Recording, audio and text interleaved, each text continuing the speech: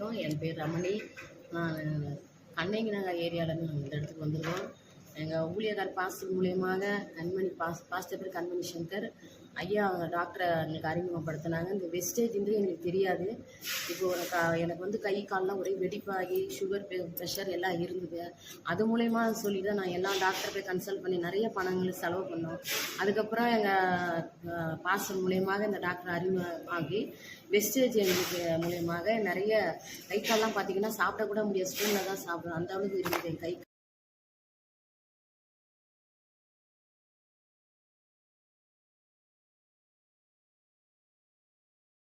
கால் வலி. இன்னைக்கு பார்த்தீங்கன்னா தொடர்ந்து ஒரு 8 மாதமாக நான் வெஸ்டேஜ் எடுத்ததுனால எனக்கு பிரயோஜனமாக இருக்குது. இப்போ நார்மலாக என் கை கால் நல்லா இருக்குது.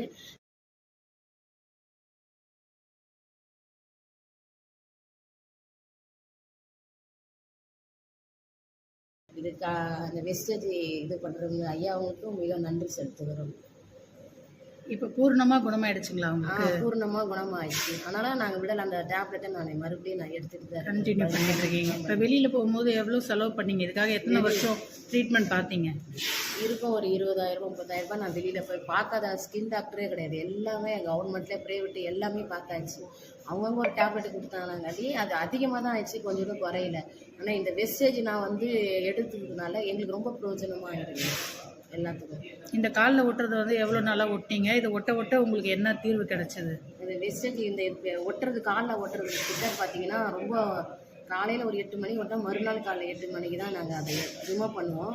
பண்ணும்போது நைட்டு ஒட்டுவீங்களா காலையில்? காலையில் ஒட்டுவோம். காலையில் ஒட்டினோம்னா எல்லாம் சாப்பிட்டு எல்லாம் ஒட்டிட்டோம்னா காலையில் ஒட்டினோம்னா அதுக்கப்புறம் மறுநாள் தான் காலைல எடுக்க சொல்லியிருக்கிறாங்க. அது ரிமூவ் பண்ணும்போது பார்த்தீங்கன்னா உடம்புற கழுவின்னு ஏன் கூட ஒரே பிளாக்காக இருக்கும், அப்படியே வளவளன்னு இருக்கும், உடம்பு ஜெல் மாதிரி இருக்குது ஒரு மாதிரி. அப்போது எனக்கு பயந்து போயிட்டு கேட்கும்போது அதெல்லாம் பயப்படாமல் உடம்பு இருக்கிறதெல்லாம் கழிவுலாம் வருதுனாங்க. அது வெயிட்டு கம்மியாக இருக்குது, உடம்பு கெட்டது எல்லாம் கொழுப்பு எல்லாமே நார்மலாக இருக்குது. கால்லாம் வீங்கி போயிருந்தது. இது ஒட்டதுனால கொப்பளம்லாம் அது ஒட்டாமல் இருந்தால் கொப்பளம் வந்துடுது.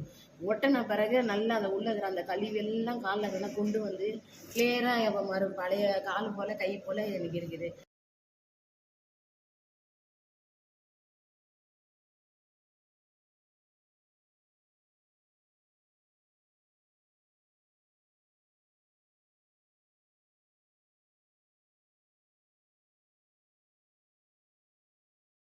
இனி கையினால தான் நல்லா சாப்பிட்றேன்.